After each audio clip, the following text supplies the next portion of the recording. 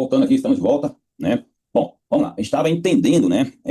Como que eu dimensiono, né, o meu Bzão, né? Então a gente tem que entender isso, né? Então eu posso definir aí, né? Tem que entender o que é o Bzão.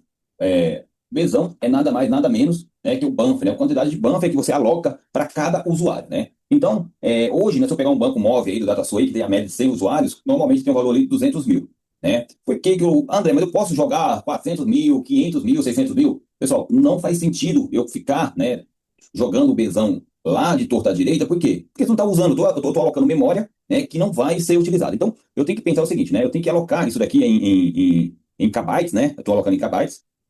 Então, eu tenho alguns contextos. O que eu normalmente eu posso fazer com uma média boa, né? Normalmente, né, eu começo aí, quando eu trabalho com banco de DataSul, eu começo aí com 100 mil, né? Ah, mas vai sobrar 50 usuários, 50 mil, André, dá? Daria, tá? Daria pro banco, tá? Mas você tem recurso, tá? Então, assim, hoje, se fosse uma continha aí, uma continha básica, eu usaria 2 mil, né? 2 mil para cada usuário, tá? Para você ter uma boa performance, né? Que esse 2 mil vai dar aí 200 mega, né? 2 mil, 200, 2 mil vai dar 2 mega, né? Para cada usuário de Banff, né? 2 mega. Então, eu estou falando o seguinte, né? Então, 2 mil. Então, se eu tenho 50 usuários, qual seria uma conta boa, né? Então, uma conta via 100 mil. Lembrando que tem que ser padrões de 1096, né? Então, vamos pegar aqui, por exemplo, eu tenho 50 usuários, né? Se eu tenho aqui 2.192, né? Opa, 2048, calma aí, 2048, né? Que é 1024. Então, eu teria que colocar um Bzão aí, tá? 2 mega é uma conta perfeita, tá? 2 para cada usuário, tá? Então, se eu tiver 100 usuários, né? 100 usuários, né? Então, 200 mil, né? 50 usuários, 100 mil. E aí sucessivamente. Isso aqui varia do quê, né? André, essa conta é uma conta travada? Não. Você tem um default. A gente vai ver depois ali no Promon, vinculando o Buffer Hits, por quê, né? Porque isso vai depender muito da quantidade de I/O, né? De quantidade de bytes por segundo. Por que esse buffer Bzão é utilizado? O buffer é utilizado, tem uma área de reserva na memória, que aqui tem o banco físico, né? Tem o banco físico. Ele vai pegar os dados do seu banco físico. O usuário fez um request, né? O banco de dados fez um request, o que ele faz, né? Ele pega os dados aqui do banco físico, joga para esse buffer aqui, 50 usuários, 50 usuários fazendo request, for each, select, update, create, todo mundo fazendo request. O que ele vai fazendo? Vai pegando os dados de todos os usuários, jogando para cá, enquanto, né, enquanto os serviços, né, e está gravando, coloca aqui nesse buffer, e depois o agente DW, o agente joga para cá. Então esse buffer é um local intermediário, que serve tanto para fazer entrada de dados, como saída. Então, 50 usuários, pode ser que 50 usuários num dia conectados simultâneos, lembrando que isso aqui tem que ser para uso simultâneo, né, não é número de usuários que você tem, né, então você tem que monitorar quantos usuários você tem aí via Promon, vai ver o Promon em breve, né? Então, quantos usuários eu tenho? 50 simultâneos. Se eu tenho 50 simultâneos, puta, 100 mega, tá bom? 100 usuários, 200 mil, tá bom de Bzão? Tá ótimo. Aí como que eu vou saber que eu tenho que aumentar esse Bzão ou não, tá? Aí a gente vai depois, tem no Promon, vai ver as ferramentas ali pra gente monitorar, a questão de performance, que a gente vai entender depois quando a gente monitora isso, né? A gente monitora. Bom, então aqui, beleza, a gente vai criar esse buffer, então o local vai liberar, vai alocar aqui 200 mega, então a gente estava com 200 mil, era suplemento de 200 mega, então já tem mais ou menos uma noção aí de quanta memória a gente vai alocar, 200 mega, não, 2 GB, 2 GB, a gente falei errado, 200 mil vai dar equivalente a 2 GB de memória, tá? Então a gente já tem uma noção, né, quanto a gente vai alocar de memória, né, para cada banco. Então, o que é isso legal aqui, né? A gente tem aí uma visão de alocação de recursos. Bom, vamos lá então. Por que é isso importante? Porque é um parâmetro. O Bzão, né? E o spin, a gente vai ver depois, né? O spin, o menos spin, é um parâmetro importantíssimo, né, para performance, né? A gente tem aqui o menos B e tem o menos spin. O que é o menos spin? O spin é a alocação de CPUs, né? Isso aqui é importantíssimo. Por quê, né? A gente pode deixar esse parâmetro zero. Porque se eu deixar ele zero, o que acontece? O próprio Progress, né? O próprio Progress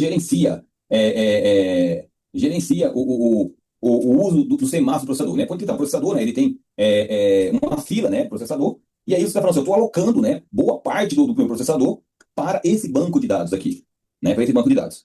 Só que esse parâmetro a gente tem que ter um cuidado, né? Se a gente não tiver cuidado e não tiver cuidado de como implementar ele, né? A gente pode, né, gerar problema.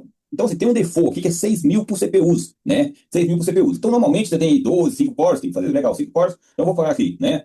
A média de 30 mil para esse banco, ou 20 mil para o outro. Então, você tem que ter cuidado, porque aqui você aloca parte do semáforo do processador. E se você começar a jogar muito spin, quanto é banco, o que acontece? Daqui a pouco você não tem mais recurso processador, né? Então, esse padrão aqui, eu acho que é interessante. Então, assim, normalmente, a gente tem 6 mil, né? Aí você vai fazer a conta. Depois eu tenho, vamos trabalhar com 10 mil. Eu vou deixar 4 CPUs. Então, eu coloco 40 mil, né? A média de 40 mil aí para um banco. Se eu não tiver dúvida, né? Se eu tiver dúvidas, a dúvida desse processo, o que eu faço? Eu deixo zero, o Progress gerencia. Só que a média, né? Eu posso usar aqui, ele fala o seguinte, ó, o valor, né? Para multiprocessadores, máquinas, né? O default é 6. Se tiver causando, né, muito uso do CPU, reduz. Então, o que eu tenho que fazer é o seguinte: se eu posso usando aqui, o que eu estou falando assim, eu tenho meu processador está 1%, 2%. Então, o que eu estou falando é o seguinte: eu estou alocando processador para o meu banco, né? E aí ele começa a aumentar o uso do processador. Ele aloca, ele fala assim, ó, parte do processamento, parte do semáforo para o processador é meu, né? Eu estou alocando o processador. Então, esse parâmetro aqui, você pode ir aumentando aos poucos, você vai acompanhando, né? Você vai acompanhando. Ou, em último caso, né? Hoje no Progress 12, tá? Se você deixar ali o Progress gerenciar, cara, você não vai ter problema, tá? Ele vai usar a fila de acordo com a necessidade. Nos Progress mais anteriores, no Progress 9, Progress 10, quando você colocava ali um número, tipo uns 30, 40 mil ali de spin, é um número ali para ele alocar a CPU ali, você tinha ali um pouco uma melhora bem bacana de performance. Então, esse parâmetro faz sentido, né? Quando você está com o CPU ali muito disponível, tem muito CPU disponível, tem muito processador, então você pode ir aumentando, né? Você aumenta, aí monitora ali seu uso de CPU na máquina, aí você pode ir aumentando aos poucos. Tem também um parâmetro que a gente veio lá depois no Promon, se a gente sabe se está faltando, né, alocação de recurso do processador ou não, né? Então, a gente vai ver depois, né, no Promon, como que a gente verifica se está faltando recurso de processador ou não. Tanto recurso de processador quanto recurso de buffer, né? Então, a gente vai ver o buffer hits, né? Que é um parâmetro que vai ver depois ali. Então, a gente consegue monitorar isso. Como que a gente sabe se tá precisando ou não? Então, tem um parâmetro que o banco mostra pra gente, né? Isso aqui, ó. Então, ele fala aqui, ó. Em trading order displays aqui, ó, no Promon, ó, performance indicators aqui, ó. Aqui ele já fala isso para você aqui, ó. Então eu vou usar o Promon ali, né? Vou usar o Promon para a gente entender se eu preciso ou não aumentar ou reduzir o uso de processador. Tenho dúvida? Deixa zero, por quê? Zero, o próprio Progress ele gerencia isso, ok? Então, o Spin é um parâmetro de performance, ele é interessante, mas aí eu preciso testar. O que eu sugiro isso aqui, gente? Vai mexer nisso aqui, não faz na produção não, tá? Faz na base teste, sobe, né? Sobe o banco, né? Sobe o banco, e depois você faz na produção, tá? Sempre faz na base teste mesmo. Então, deixa eu aumentar aqui na base teste, vou pegar um servidor semelhante aqui, deixa eu ver como é que isso se comporta, né? Então, nunca faz nada direto na produção, tá bom? Se você ter certeza do impacto. Então, a melhor forma é isso. Vai na base teste, testa, né? Põe ali, testa, entende aquele parâmetro, vê como é que vai subir o processador, como é que vai subir ali memória. Dependendo, se você coloca um parâmetro muito grande, às vezes os bancos nem sobem, que estoura o limite, né? Às vezes o banco nem sobe, aí você precisa reduzir o parâmetro. Então, a gente tem que entender isso. Muito bem, então vamos lá. Vamos começar aqui a cadastrar o nosso banco. Por que eu falei esses dois parâmetros? Porque é extremamente importante a gente saber calcular ele, saber olhar esses parâmetros, que ele está muito diretamente ao número de performance. Então, performance do banco de dados. Como que a gente faz performance, né? Vamos entender isso agora cadastrando um banco de dados do zero e aí atuando aí de forma direta. Então, vamos lá. Então, eu estou aqui no meu banco de dados, né? Tem aqui o recurso. André, e se eu cadastrar meu banco de dados lá direto via script SH ou via Promon? É a mesma coisa, eu tenho que setar o parâmetro lá. Mas eu, de coração, tá? Banco de dados, você tem uma boa gestão dele, você acompanhar seu banco de dados de perto, né? O melhor jeito é via Open Explorer, porque vai ter uma série de ferramentas aqui de monitoramento, de análise, alguns alertas, ele te dá algumas alertas, então não tem porquê, porque trabalhando com script, eu tenho uma ferramenta de monitoramento aqui cheia de bola. Então, hoje, muitas empresas ainda usam o banco de dados em script, né? Mas a melhor forma de eu fazer, né, uma gestão mais eficaz do banco de dados, uma gestão facilitada, uma gestão visual, usando o Open Edge Explorer, tá bom? Eu sou muito a favor disso, muita gente não gosta, mas vamos lá. Então, gente, seguindo aqui, né, seguindo o nosso fluxo. Vamos lá. Seguindo o nosso fluxo aqui. A gente tem aqui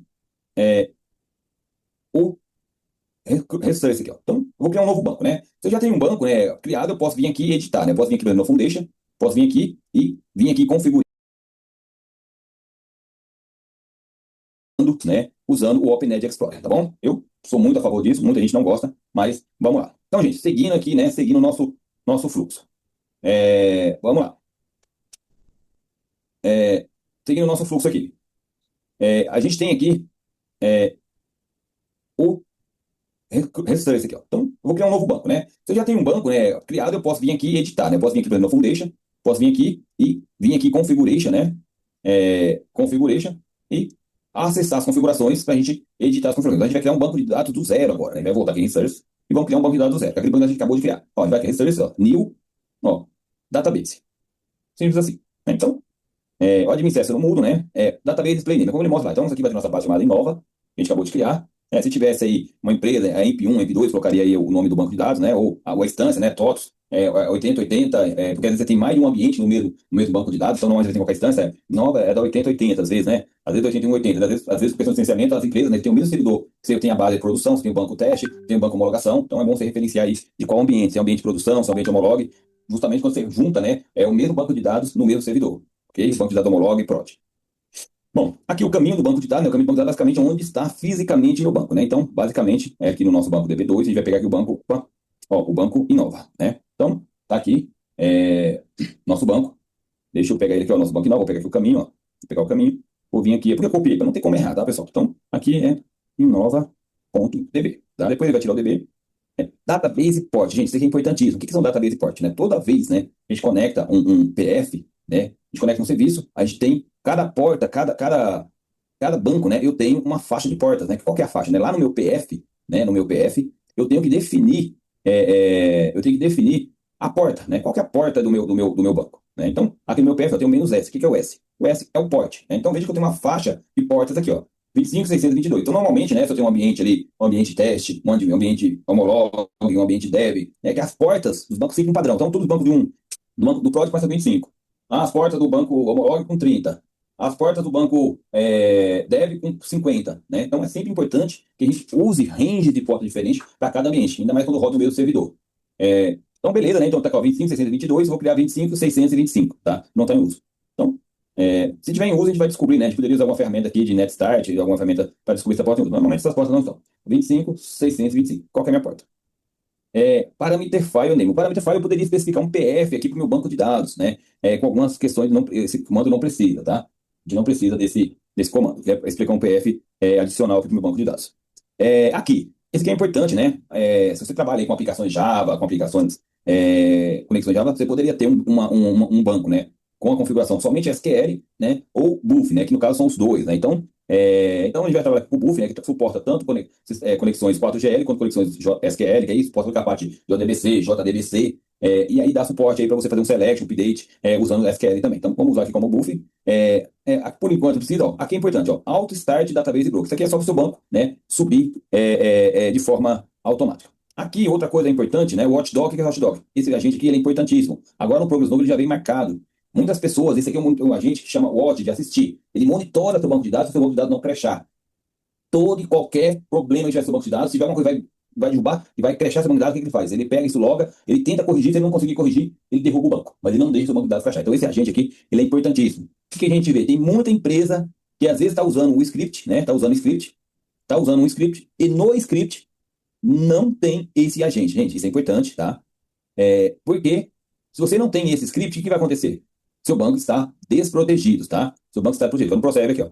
Vamos aqui, ó. Então, ó, Watchdog. Eu tenho que ter um agente do Watchdog, né? Ó, ProDoc, que negar esse cara aqui, ó. Né? Eu tenho que ter um agente, né? Porque se eu não tiver, seu banco vai estar aí desprotegido. Muito bem. Então, tá aqui, continuando aqui o nosso processo. Então, tá aqui o Watchdog, Outstart. Aí começa uma coisa interessante. After Image, Process AW. O que é o AW? Né? Quando eu trabalho com After Image, se você tem normalmente aí um banco de dados que você trabalha aí com replication, então você tem que criar, habilitar o After Image. Nesse contexto que a gente não habilitou ainda mais, só que para mim habilitar eu teria que adicionar lá na minha estrutura, colocar o arquivo A, né, dar um add, adicionar o After Image. O After Image eu posso adicionar depois, tá? Eu posso vir aqui, dar um add, criar ele posteriormente, o volume, né, igual eu fiz aqui no nosso banco, e depois eu habilito. O After Image eu não preciso já começar com o meu banco com o After Image. Inclusive eu posso dar um RFLT, begin, né, um end, que eu posso parar meu After Image no momento que eu quiser, né? Não preciso utilizar o tempo todo. Muito bem. Então, o AIW a gente não tem, mas nós temos o BIW, né? O que é o BIW? Né? O BIW é Before Image Writes. O que é isso, né? A gente tem o buffer, né? Que é nós temos o banco BI, que é o arquivo de transação. Tudo que você faz numa transação, ele grava no BI. E aí, depois que essa transação acaba, precisa ter pessoas que vai pegar um serviço, que pega esse serviço do BI e transfere para o arquivo de dados. Né? E transfere para o arquivo de dados. Então, esse, né? Pegando aqui no Excel aqui, para a gente entender, né? Eu tenho esse arquivo que é o arquivo de dados, e eu tenho um outro arquivo aqui embaixo, que é o BI, né? Que é o BI. Então, esse arquivo, né? Toda transação, o que acontece? Ele grava primeiro aqui. Ele não grava direto no banco de dados. Ele grava primeiro no meu AI, e aí, depois, né? Depois que esse negócio acaba, vamos falar assim, né? Depois que o processo da sua transação acaba, por exemplo, você dá um do transaction lá no código, né? O do transaction. O do transaction, ele começa uma transação, começa a fazer um update lá, um movimento de estoque, um report de produção. Então, ele está gravando onde? Aqui. Tá gravando aqui. A transaction, deu commit, finalizou a transação com sucesso, aí vai ter um agente aqui que pega os dados desse arquivo e transfere aqui para o meu arquivo de dados. Transfere para o meu arquivo de dados. Então, aqui tem uma questão importante da performance, né? Por quê? Por quê? Aqui tem Asynchronous Pages Write, que são isso aqui. Você pode criar trabalhadores a mais para fazer essa carga, né, de dados de um banco para o outro. Então, isso aqui, quantas pessoas vai trabalhar aqui? Se eu não colocar nenhuma, padrão, é uma. Mas eu posso colocar aqui, por exemplo, 2, 3, 4. São trabalhadores. O que é isso? Então, eu vou ter mais trabalhadores, a agência vai criar, claro, vai consumir mais recursos, mais memória, mais processador, mas eu vou ter uma maior velocidade daqui para cá. Então, esses agentes, normalmente, que eu gosto de colocar aí, um banco móvel, um banco de 50, 100 usuários, né? Eu gosto de colocar a média aí para cada 20 usuários, coloca 1. Não, se eu tenho 50 usuários, coloco 3. Se eu tenho 100 usuários, né, eu vou colocar 5. Né? A média de 80 a 100 usuários, né? Vou colocar 5. Então, isso aqui é legal porque, né, você começa, se você tem um banco muito grande, você começa a agilizar esses processos, né, do processo. Então, a gente vai ver também que tem os APWs, que é outro agente, que a gente vai conseguir trabalhar com eles. Vou começar com dois, tá? Porque eu fiquei meu ambiente de teste, mas eu posso chegar a ter 5, 10 agentes. O que acontece, né? Vai ter bastante trabalhador ali pegando. Só não posso nem aumentar isso muito, porque depois eu não tenho muita gente gravando, né? Então, quanto mais você tem pessoas gravando os requests, mais você aumenta isso daqui, você aumenta o número de agentes. Então, a gente vai ver depois, né, como a gente monitora, a gente sabe se está tendo problema com de fila ou não, mas beleza. Então, aqui eu posso aumentar para 2, 5, 10. Daí eu vou colocar um número gigantesco. Não, gente, vai criar um serviço auxiliar e você vai criar serviço que não vai estar usando, né? Vai estar parado. Muito bem. Então, aqui, ó, feito minha configuração inicial, é só dar um submit. Tá, tem um espaço aqui, tá? Que não pode dar um espaço, tá? Vou só colocar um underline aqui. Beleza, agora dá um submit. Então, o que ele fez, né? Ele já criou a base, já tenta subir a base logo de começo. Não pode subir ainda, que eu não finalizei, eu já pedi para parar, né? Ele já inicializou e tenta, né? Já colocar. Então, o que eu vou fazer agora, né? Eu vou voltar aqui na minha base e vou finalizar as minhas configurações, né? Então, ó, vou vir aqui em Configuration. Eu tenho aqui, pessoal, duas coisas importantes, tá? Eu tenho a configuração do, do, do, do broker, né? Que é um serviço adicional que ele cria. E aqui eu tenho o que eu chamo de server group, né? Que é o server group. Basicamente, o que você tem? Você tem um broker principal. E aqui dentro você pode ter vários brokers secundários. Por exemplo, antigamente os bancos brasileiros tinham um broker 4GL e um broker SQL. Então eu posso ter brokers separados. Eu posso ter mais de um broker, né, mais de um serviço de banco de dados separados. Isso muito lá na época ali do JBoss, né? Era comum de ver no Foundation aqui um broker SQL e um broker SQL. Então, aqui tem o Auto Start, né? Tá aqui, já está marcado. O nome da configuração. Então aqui eu posso clicar nessa configuração para me revisar alguns parâmetros, né? Então, veja que aqui eu tenho alguns parâmetros importantíssimos que a gente vai ver daqui a pouco, tá? Então, vamos dar um edit aqui, né? Que é o nosso broker principal. Tem algumas coisas importantíssimas aqui. A porta a gente já definiu. Aí começa algumas coisas importantes aqui, né? Ó, número de servidores, reporte time interval, isso aqui é quando ele faz a parte de atualização, isso aqui pode deixar padrão, não precisa mudar. Mas aqui tem uma coisa importante, ó. Número de servidores, né? O que é isso daqui, gente? O número de servidores. É o seguinte, servidores, ele vai criar serviços secundários, né? Que vai trabalhar aqui dentro, né? Qual que é uma boa média aí? Eu gosto de trabalhar em uma média de 10 usuários. Se você tem se a sua base não é alta, não é um número gigantesco de transação, é uma base tranquila, não é nada, 10 usuários por servidor. Se você tem um processo de muitas empresas, que é muita I/O, muito reporte de produção, muito banco de dados, principalmente reporte de produção, muita manutenção industrial, o tempo todo transação de reporte, requisição, transferência, o tempo todo. Então, aí eu recomendo ser mais. Você coloca mais servidores e menos usuários. Então, como é que funciona isso, né? É o conceito, né? Eu vou ter um carro com 50 pessoas, um ônibus, né? Com 50 pessoas, ou eu vou ter, né, carros menores com 10 pessoas cada, com 5 pessoas cada. Então, quanto mais servidores eu tenho, melhor a minha performance, porque eu tenho serviços diferentes, né, para o número de usuários. Então, a partir do momento que eu faço, vamos supor que eu falo assim, eu quero aqui, ó, número de servidores, quero 5 servidores, né? Isso aqui, pessoal, é uma coisa MM, isso aqui é importantíssimo, tá? Isso aqui tem padrão para todos os bancos, tá? Não dá, eu não posso trabalhar um banco com MM. O padrão, esse MM ele é importante por quê, né? É o tamanho do pacote que trafega pela rede, tá? Então, se você tem uma rede boa, uma rede gigabit, você pode trabalhar com pacote 16, né? Uma rede gigabit. Se você tem sua rede, uma rede mais ou menos 8, né? 8.192. Se você tem problema de rede, lentidão, pacote de 4, né? Eu já tive problemas com um cliente que os pacotes que trafega com 16 não via. Por quê? Porque ele tinha problema com switch, com rede, tinha muito problema com latência da sua rede. Então, latência alta reduz, né, o seu pacote de rede. Sua rede é gigabit, uma rede top de linha, aumenta o pacote. Quanto mais aumenta o pacote, você reduz a sua performance, melhor a sua performance. Por quê? Se você trabalhar com pacote 16 mil, pensa o seguinte, todo request, né, de envio de dados, em vez de ele fazer 4 de 4K, ele vai fazer um envio só. Então você consegue enviar o envio rápido. A mesma coisa eu mandar 4 carrinhos, né? 4 carros levar, sai o primeiro carro, aí chega lá, depois sai o segundo, depois o terceiro. Até os 4 carros saírem daqui e descarregar, tem um delay aí. Milissegundos, mas melhor. Então, se eu puder trabalhar com o pacote 16, ótimo. Se eu não puder trabalhar com o pacote 16, trabalho com 8. Aí vai depender muito da rede, né? E outra coisa, se você tiver uma rede lenta, se você colocar um pacote alto, ele nem funciona com 16, tá? Ele nem funciona. Mas qual que é a questão aqui? Se eu dá para meter um banco com 8, um com 4, um com 16. Porque esse parâmetro é universal no meu PF. Então, todos os bancos precisa estar, todos os bancos precisa estar 100% iguais. Todos os bancos. Então, aqui eu vou usar 16, porque meus bancos aqui já estão com 16. Né? Porque minha rede é gigabit. Né? Então, estou com 16. Isso aqui, né, o reporte da intervalo, de quanto tempo que faz o refresh aqui dos buffers, pode deixar padrão. A IP versão ainda é 4 ainda, né? E aí, como eu falei, eu poderia ter um cliente do tipo SQL ou do tipo 4GL. Nesse caso, a gente vai trabalhar com misto, tá? Só faz sentido você ter um broker SQL exclusivo quando você tem aplicação em Java, aplicações muito grandes ali trabalhando com Java, aplicações externas. Aí faz sentido você ter um broker SQL, porque aí ele trabalha essa parte separada. Mas se você só tem aplicação Java, também não tem sentido, pode deixar ambos também, que eu gerencio os dois, ok? Aqui começa a brincadeira. Eu falei que eu tenho 5 servidores, ok? E agora, né? Quantos servidores por cliente? Então, eu tenho 5 servidores, eu quero, né, que o máximo, né, eu tenha 5, certo? Ou seja, então, se eu tenho 5, eu tenho 25. Então, aqui tem que fazer essa continha. Pois eu tenho 100 usuários, 100 licenças do Progress, né? 100 licenças, mais as licenças do PSOE. Então, lá no PSOE eu tenho 5 cada agente. Então, 5. Mais, eu tenho 20, mais 5, 25. Então, eu tenho que fazer a conta de quantas licenças Progress eu tenho para que eu não ultrapasse meu licenciamento de Progress. Isso é importante, tá, pessoal? Não posso ultrapassar. Então, 5 é 5 vezes 5, 25. Mínimo de cliente. O que é isso daqui, né? Quando o agente começa, né? Ele já pode alocar ele começa alocando pessoas, né? Entra um, entra dois. O que é esse mínimo aqui? Estou falando o seguinte, eu posso trabalhar com o mínimo aqui, por exemplo, 4. O que é isso aqui? Isso aqui é importante por quê, né? Ou 1. Isso aqui é o seguinte, eu tenho 5 carros. Ele está falando o seguinte, depois que eu tenho o mínimo 1, eu posso alocar o próximo. Se eu falar que aqui é 5, o que acontece? Ele vai encher 100% do primeiro carro, aí vai encher o 100%, ele vai para o segundo e para o segundo. Dessa forma aqui, o que acontece? Eu tenho 5 carros. O que vai acontecer, né? Tenho 5 carrinhos aqui. Um carrinho, né? Outro carrinho, outro carrinho, né? Outro agente, vamos falar assim, né? Outro agente e outro agente. Isso são serviços que ele cria, tá? O que vai acontecer? Se eu deixar um, entrou um usuário, ele conecta um aqui. O segundo entrou, ele joga aqui. O segundo entrou, ele pode jogar aqui, aqui e aqui. Então, quem sabe? Esse que está trabalhando com performance máxima, ele não é performance máxima. Se eu falar que o mínimo aqui é 3, o que vai acontecer? Se eu falar que o 3, ele vai colocar. Entrou um aqui, então ele vai colocar. Ele vai entrar o primeiro usuário, vai conectar nesse serviço, né? Acessou, primeiro. Aí vai vir o segundo, o terceiro. Entrou 3, aí sim que ele vai para o próximo.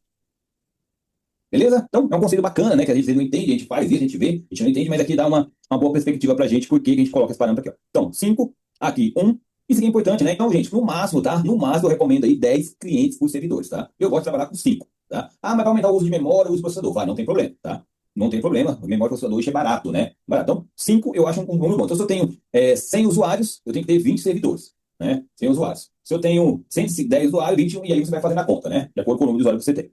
Então, beleza, né? Essas postas dinâmicas são padrão. Esse menos roxo aqui não precisa informar, né? Ele precisa informar, ele interpreta padrão. Muito bem, então vou dar um salvar.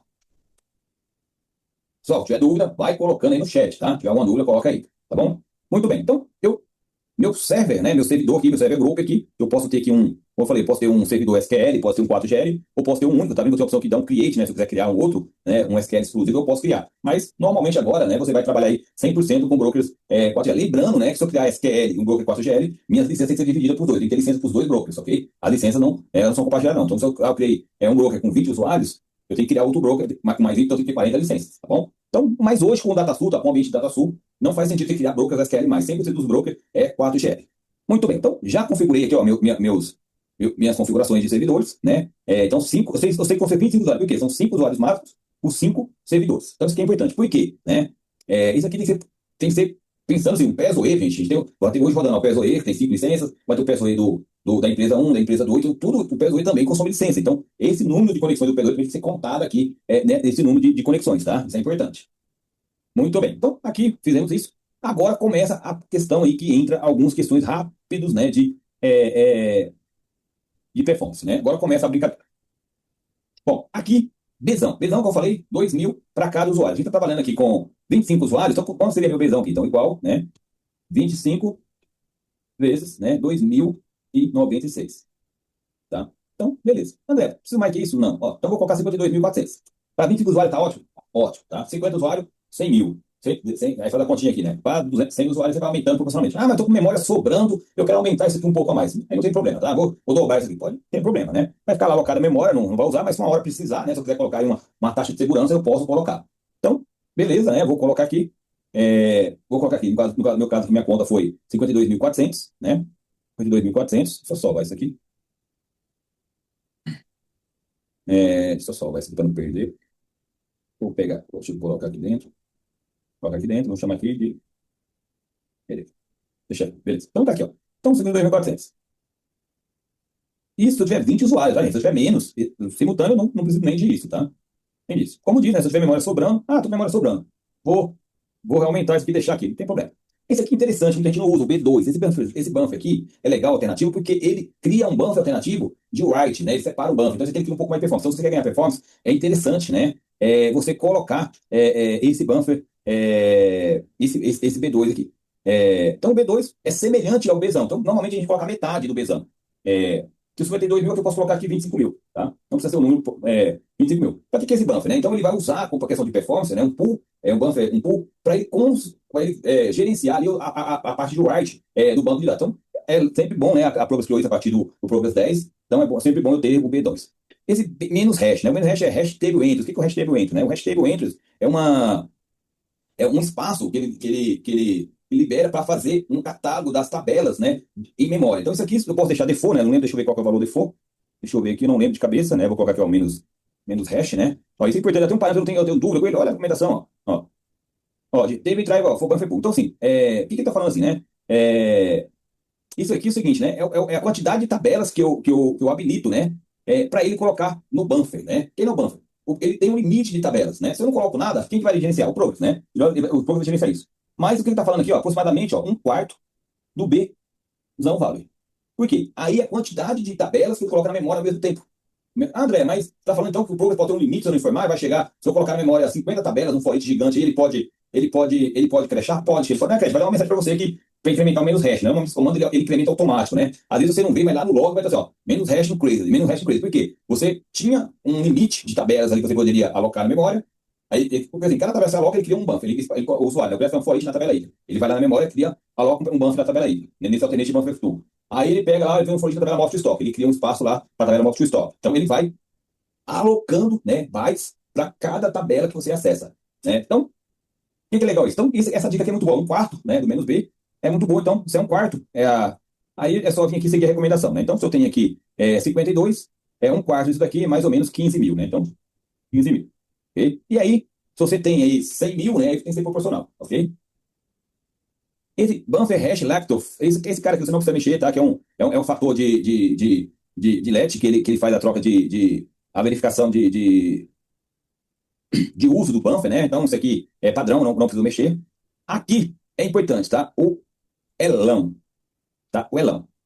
O elão é lock tables. O que é lock tables, né? Toda vez que você dá um for each, né, num registro, ele normalmente, ele marca aquele registro como lock. Porque você está usando, como função de leitura que você está usando. Então, isso aqui vai depender, às vezes você dá um for each na mouse to stock, um for each gigante, ele vai para... Hoje, por experiência, tá? Hoje, por experiência, por alguns relatórios aí, esse comando aí, for each mouse to stock, você não tem limite, se for um banco muito grande, 10 giga, né? 10 gigas, pode chegar até 800 mil aqui, tá? Mas eu recomendo, né, que depende muito do tamanho do seu banco. Então, vou pegar um banco de até 20 giga.